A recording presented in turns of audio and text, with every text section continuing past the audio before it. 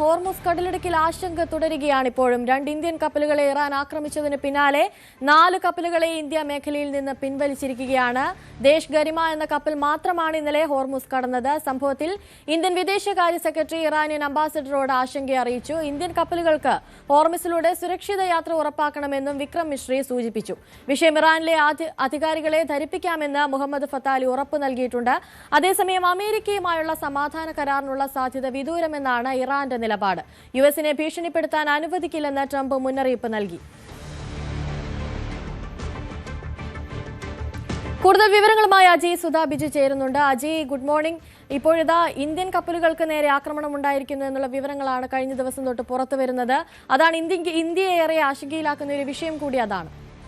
Anusree, Indian കപ്പലുകളെയും അതുപോലെ തന്നെ ഇറാന്റെ സൗഹൃദ രാഷ്ട്രങ്ങളായ മറ്റ് രാജ്യങ്ങളുടെ കപ്പലുകളെയും ആക്രമിക്കില്ല എന്ന് അവർ നേരത്തെ ഉറപ്പ് നൽകിയിരുന്നതാണ്. ഈ ഉറപ്പ് തെറ്റിച്ചുകൊണ്ടാണ് ഇന്നലെ 2 ഇന്ത്യൻ കപ്പലുകൾക്ക് നേരെ വെടിവയ്പുണ്ടായത്.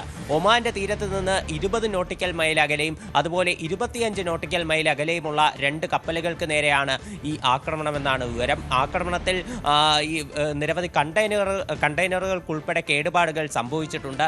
എന്നാൽ ഈ കപ്പലുകൾക്ക് മറ്റ് നാശനഷ്ടങ്ങളൊന്നും റിപ്പോർട്ട് ചെയ്തിട്ടില്ല.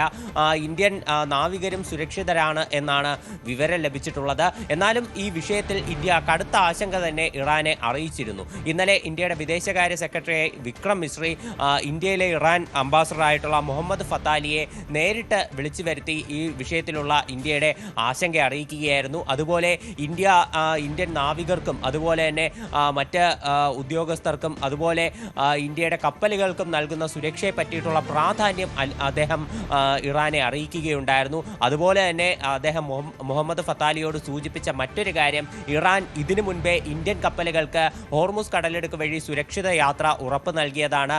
ഇന്ത്യയും ഇറാനും തമ്മിലുള്ള ധാരണ പ്രകാരം നിരവധി കപ്പലുകൾ മേഖലയിലൂടെ കടന്നുപോയിരുന്നു. ഇപ്പോൾ ഇത്തരത്തിലൊരു ആക്രമണം നടന്നത് അത് ഒരിക്കലും അംഗീകരിക്കാൻ സാധിക്കില്ല. ഇന്ത്യൻ കപ്പലുകളെ നേരത്തേതിന് സമാനമായി, അതായത് മുൻപ് ഈ ആക്രമണം തുടങ്ങിയ പശ്ചാത്തലത്തിൽ എങ്ങനെയാണോ ഇന്ത്യൻ കപ്പലുകളെ ഹോർമുസ് കടക്കാൻ അനുവദിച്ചിരുന്നത് അതുപോലെ തന്നെ ഇനി തുടർന്നും ഇന്ത്യൻ കപ്പലുകൾക്ക് മേഖലയിലൂടെ സുരക്ഷിത യാത്ര ഉറപ്പാക്കണം എന്നാണ് വിക്രം മിശ്രി ഇറാനെ അറിയിച്ചിരുന്നത്. അതുപോലെ ഈ ഒരു സംഭവത്തിൽ ഈ ആശങ്കയും ഇന്ത്യ ആവർത്തിച്ച് തന്നെ വ്യക്തമാക്കുന്നുണ്ട്. ഇപ്പോൾ ഈയൊരു വിഷയം എത്രയും വേഗം ഇറാനിലേക്ക് അറിയിച്ച് ഈ കപ്പലുകൾക്കൊരു എത്രയും വേഗം യാത്ര സാധ്യമാക്കുമോ അത്രയും വേഗം ഒരു യാത്ര സാധ്യമാക്കണം എന്നാണ് വിക്രം മിശ്രിയുടെ ഒരു നിലപാട് വ്യക്തമാക്കിയത്. ഈ ഒരു കാര്യം ഇറാനെ അറിയിക്കാമെന്ന്, അതായത് ഇറാനിൽ ബന്ധപ്പെട്ട അധികാരികളെ അറിയിക്കാമെന്ന് മുഹമ്മദ് ഫത്താലി ഇന്ത്യക്ക് ഉറപ്പ് നൽകുകയും ചെയ്തിട്ടുണ്ട്.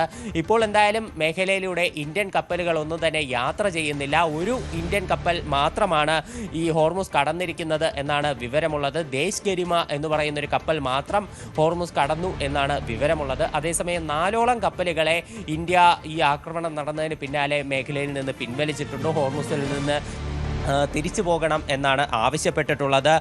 സൻമാർ ഹെറാൾഡ് അതുപോലെ തന്നെ ദേശ് വൈഭവ്, ദേശ് വിഭോർ ഇത്തരത്തിലുള്ള കപ്പലുകളും അതുപോലെ തന്നെ ഒരു ബൾക്ക് കാരിയർ ആയിട്ടുള്ള ജംഗ് അർദൻ എന്ന് പറയുന്ന കപ്പലുകൾ, ഇവയെല്ലാം ഇന്ത്യ മേഖലയിൽ നിന്ന് നിലവിൽ പിൻവലിച്ചു എന്നാണ് വിവരം ലഭിച്ചിട്ടുള്ളത്.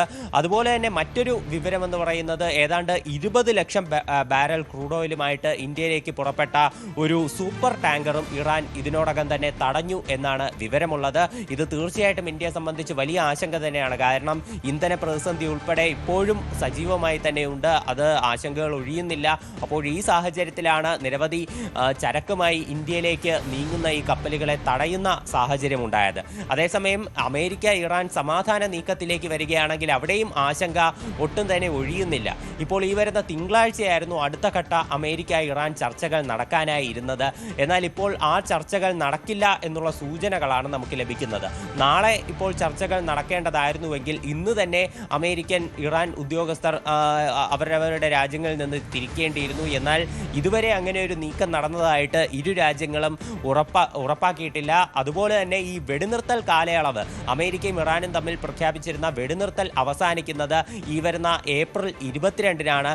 അപ്പോൾ ഈ 22-ന് വെടിനിർത്തൽ അവസാനിക്കുകയാണെങ്കിൽ ഇനി അങ്ങോട്ട് എന്ത് എന്നുള്ള വലിയൊരു ചോദ്യം കൂടി നിലനിൽക്കുന്നുണ്ട്.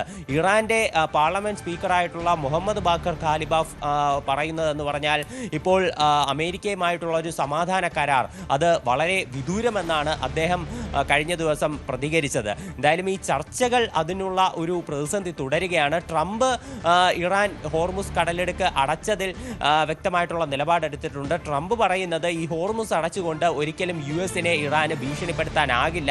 പിന്നീട് അദ്ദേഹം മുൻപ് പറഞ്ഞ പല വാദങ്ങളും ആവർത്തിക്കുകയായിരുന്നു. അതായത് ഇപ്പോൾ ഇറാന് സ്വന്തമായി ഒരു നാവികസേനയില്ല, എയർഫോഴ്സ് ഇല്ല, അത്തരത്തിൽ ഇറാനെ US പൂർണ്ണമായി തകർത്തു, അവിടെ ഒരു റെജീം ചേഞ്ച് ഉണ്ടാക്കി, ഇത്തരത്തിലേക്ക് അവരെ സമ്മർദ്ദത്തിലാക്കിക്കൊണ്ടിരിക്കുകയാണ്. ഇപ്പോൾ വെറുതെ ഒരു ഹോർമുസ് തടഞ്ഞതുകൊണ്ട് മാത്രം US-നെ സമ്മർദ്ദത്തിലാക്കാൻ കഴിയില്ല എന്നാണ് ഇപ്പോൾ ട്രംപ് അടക്കം പറയുന്നത്. അതുമാത്രമല്ല മറ്റൊരു പ്രധാനപ്പെട്ട വിവരം എന്ന് പറയുന്നത് US അവരുടെ എല്ലാ പ്രധാനപ്പെട്ട നയതന്ത്ര ഉദ്യോഗസ്ഥരെയും വൈറ്റ് ഹൗസിലേക്ക് വിളിച്ചു വരുത്തി എന്നുള്ളൊരു റിപ്പോർട്ടുണ്ട്. ഒരു അടിയന്തര ചർച്ചയ്ക്കായിട്ടാണ് ഇവരെ ഇന്നലെ രാത്രി തന്നെ വിളിച്ചു വരുത്തിയത് എന്നാണ് വിവരമുള്ളത്. ഇപ്പോൾ ഈ വെടിനിർത്തൽ കാലയളവ് അവസാനിക്കാനിരിക്കെയാണ് ഇത്തരമൊരു നീക്കം നടത്തിയത്. ഈ ഒരു നീക്കത്തിന് പിന്നിൽ എന്താണ് എന്നുള്ളതും ഇപ്പോൾ വലിയൊരു അന്താരാഷ്ട്ര തലത്തിൽ ചർച്ചയായിട്ടുണ്ട്. ഇറാന് നേരെ മറ്റെന്തെങ്കിലും ആക്രമണം ആരംഭിക്കാനുള്ള നീക്കമാണോ എന്നൊരു ചോദ്യം കൂടിയുണ്ട്. അതുപോലെ ഹോർമുസ് കടലിടുക്കിലുള്ള അമേരിക്കൻ ഉപരോധം അത് ഇപ്പോഴും തുടർന്നുകൊണ്ടിരിക്കുകയാണ്. ഇറാനിയൻ തീരത്ത് നിന്ന് വരുന്ന നിരവധി കപ്പലുകളെയാണ് US മടക്കി അയച്ചുകൊണ്ടിരിക്കുന്നത്. കഴിഞ്ഞ ദിവസം വന്ന ഒരു റിപ്പോർട്ട് പ്രകാരം ഏതാണ്ട് 21 കപ്പലുകളെ ഇറാൻ തീരത്തേക്ക് US അയച്ചു എന്നുള്ള വിവരങ്ങളുണ്ട്. ഈ ഒരു വിഷയത്തിൽ പ്രകോപിതരായിട്ടാണ് ഇറാൻ ഇന്നലെ ഹോർമുസ് കടലിടുക്ക് വീണ്ടും അടയ്ക്കുന്ന ഒരു നടപടി എടുത്തിരിക്കുന്നത്. ഈ ഹോർമുസ് കടലിടുക്ക് അടച്ച് കപ്പലുകളോട് തിരിച്ചു പോകണമെന്ന് ആവശ്യപ്പെടുന്ന ശരി അജയ് തുടരുക. ഇപ്പോൾ ഈ വിഷയത്തിൽ ട്രംപിന്റെ ഒരു പ്രതികരണം കൂടി പുറത്തു വന്നിട്ടുണ്ട്, അതിലേക്ക് കൂടി നമുക്കൊന്ന് പോകാം. We'll be talking about Iran later. We have very good conversations going on. It's working out very well. They got a little cute as they have been doing for 47 years. Nobody ever took them on. We took them on. They have no Navy. They have no Air Force. They have no leaders. They have no nothing. Actually, their leaders are, it is regime change. You call that enforced regime change. But we're talking to them. They wanted to close up the strait again, as they've been doing for years. And they can't blackmail us. In fact, a lot of the ships are coming up to Texas. I don't know if you know, in Louisiana, the ships are coming up. They got used to it. Maybe they'll keep doing it. It's worked out pretty good. But it's going actually along very well. And we'll see. But we'll have some information by the end of the day. We're talking to them. And, we're taking a tough stand. They've killed a lot of people. A lot of our people have been killed. A lot of your fellow soldiers have been killed over the years by Iran. The roadside bomb. Soleimani, I killed Soleimani. He was making the explosive form penetrators. They're making them in Iran, bringing them to Iraq and blasting through the vehicles. Well, he was the father of the roadside bomb, essentially, and he killed a lot of people. And when you see soldiers or others, but soldiers generally walking around with no legs, with no arms, a face that's been smashed, that was Soleimani, that was Iran that did that. So we have a much different view on it than other presidents. Ajay തുടരുന്നുണ്ട് കൂടുതൽ വിവരങ്ങളുമായി. അജയ്, കൂടുതൽ വാർത്തകൾക്ക് News 18 Keralam YouTube channel subscribe ചെയ്യുക.